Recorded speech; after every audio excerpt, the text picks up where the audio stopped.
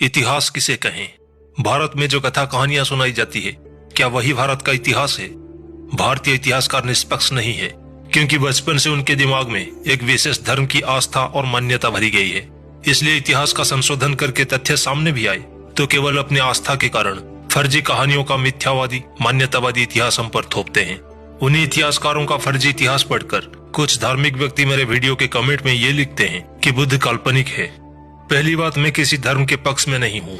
जिनका पुरातात्विक सबूत मिलता है हम उसको इतिहास कहते हैं, किसी मान्यताओं को इतिहास नहीं कहते। बुद्ध के जीवन से संबंधित पुरातात्विक और ऐतिहासिक सबूत मिलते हैं, इसलिए दुनिया बुद्ध के इतिहास को सच मानती है और उसे इतिहास की किताबों में संपूर्ण दुनिया में पढ़ाया जाता है। आज का विषय तथागत बुद्ध के इतिहास पर ही आधारित है, तो बने रहिए मेरे साथ इस वीडियो के अंत तक। भगवान बुद्ध आज पूरे विश्व में जीवित है, क्योंकि बुद्ध के शरीर धातु से लेकर उनकी शिक्षा तथा उनके परिभ्रमण किए गए स्थानों के एक एक सबूत जमीन से मिलते हैं। इसके साथ अनेक विदेशी यात्रियों की किताबों में बुद्ध आज भी जीवित है।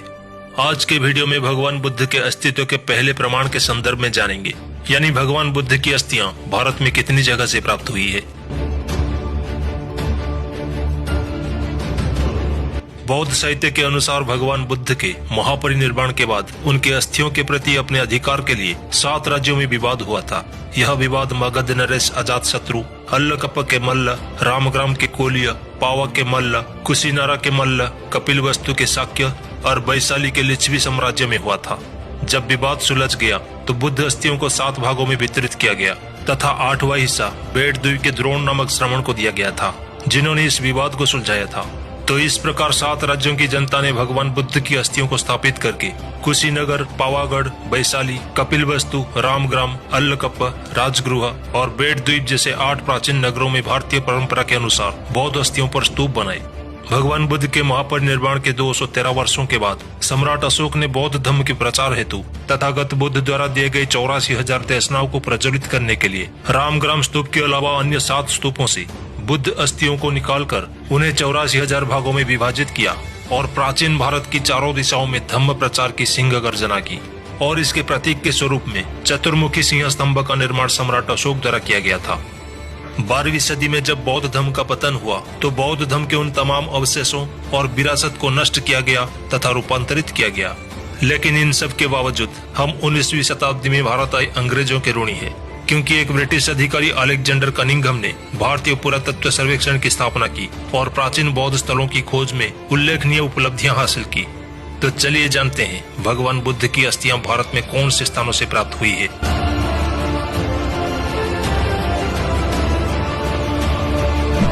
पहला स्थान है पिपरहवा। इस स्थल की खोज ब्रिटिश अधिकारी विलियम पेप्पे ने सन 1898 में उत्तर प्रदेश के बस्ती जिले के बिरादपुर में की थी।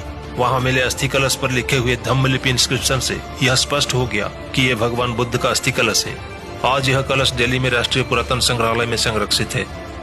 दूसरा स्थान है देवनी मोरी।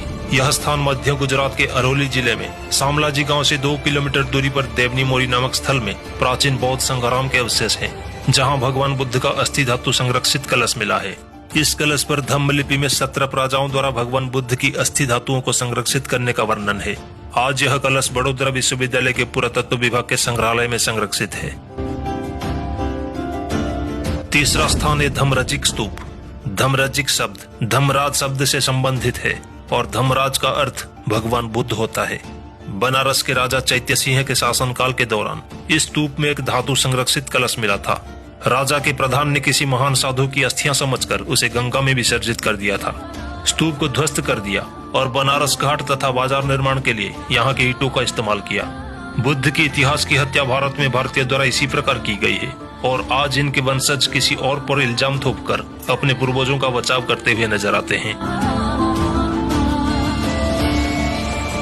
चौथा स्थान है सांची। सांची में महास्तूप के सामने स्तूप नंबर 3 की खोदाई करते हुए अलेक्जेंडर कनिंघम और फ्रेडरिक मेस्बे ने स्तूप की दक्षिण और उत्तर की ओर 2 पत्थर की ताबूत पाए, जिसमें बुद्ध के शिष्य सारिपुत्त और मोगलयन की धातु कलश मिली। पत्थर की ताबूत पर धम्मलिपि में सारिपुत्त और मोगलानस शब्द अंकित थे, जिसमें अस्थि धातु के कलश को सील कर दिया गया था। बौद्ध सिद्धांतों के अनुसार सांची महास्तूप में भगवान बुद्ध की अस्थि धातु है और स्तूप के बाएं और दाएं उनके प्रमुख शिष्य की अस्थियां हैं। इसी वर्णन के अनुसार सारीपुत्त और मोगलयान की अस्थि धातु कलश सांची स्तूप के उत्तर और दक्षिण दिशा में मिली है। इससे यह सिद्ध होता है कि बौद्ध साहित्य और बौद्ध इतिहास काल्पनिक घटना नहीं है। आज इस पत्थर के ताबूत को सांची संग्रहालय में संरक्षित रखा है। सांची से कुछ ही दूरी पर सोनारी नामक स्थान पर कुल 8 स्तूप है। इनमें से 2 से भगवान बुद्ध की अस्थि धातु कलश मिले हैं, जिसे अब इंग्लैंड के विक्टोरिया एंड अल्बर्ट संग्रहालय में संरक्षित रखा है। एक और स्थान है जो सांची से 18 किलोमीटर दूरी पर है, जिसे भोजपुर स्तूप समूह कहा जाता है। सन 1851 में स्तूप नंबर 2 से अस्थि धातु का कलश प्राप्त हुआ और इसे भी इंग्लैंड के विक्टोरिया एंड अल्बर्ट संग्रहालय में संरक्षित रखा है।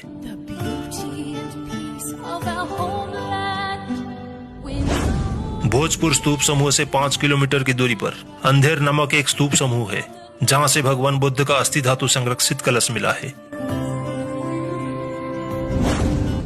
एक और प्राचीन संघाराम की खोज 1927 में ओडिशा के ललितगिरी में हुई थी।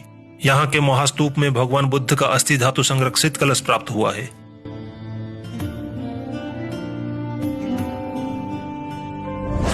आंध्र प्रदेश के गुंटूर जिले के भत्तीप्रोलु नामक गांव में 1970 में 40 मीटर गोलाकार स्तूप मिला है, जिसमें भगवान बुद्ध का अस्थि कलश धातु मिला है, जिस पर प्राचीन तमिल धम्म लिपि में शिलालेख उत्कीर्ण है।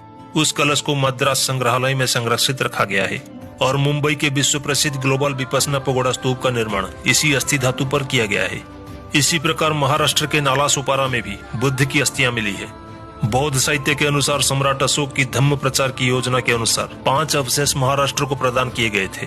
ऐसा वर्णन चीनी यात्री ह्वेनसांग ने अपनी यात्रा वृत्तांत में किया है।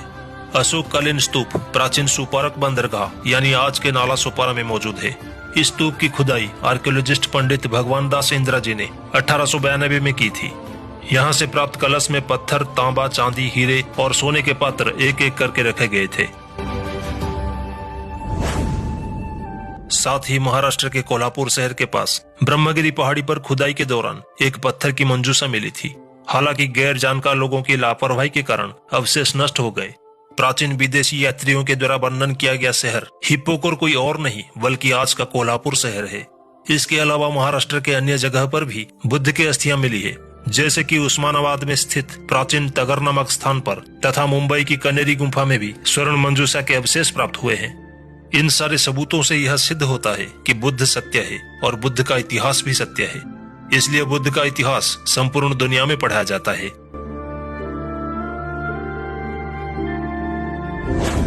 भगवान बुद्ध के अनेक प्राचीन स्तूप तथा प्राचीन विरासत से हमें इतिहास समझने में आसानी होती है, लेकिन अफसोस इस बात का है कि जब कुछ धूर्त लोगों को यह पता चला कि प्राचीन टीले समान स्तूप से स्वर्ण कलश सहित कई सारे कीमती खजाने अंग्रेज प्राप्त कर रहे हैं, तब लालची लोगों ने उसे तोड़ना शुरू किया, क्योंकि उन्हें आशा थी कि सारे स्तूप में धन है और इस प्रकार इस धन को पाने की लालच में भारत में बौद्ध अवशेषों को नष्ट किया गया।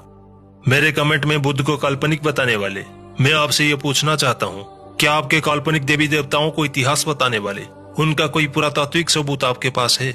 क्या आपको ये खोए हुए सभ्यता के बारे में जानकारी थी? कमेंट करके जरूर बताइएगा। आज के लिए इतना ही। आखिरी तक देखने के लिए आपको धन्यवाद।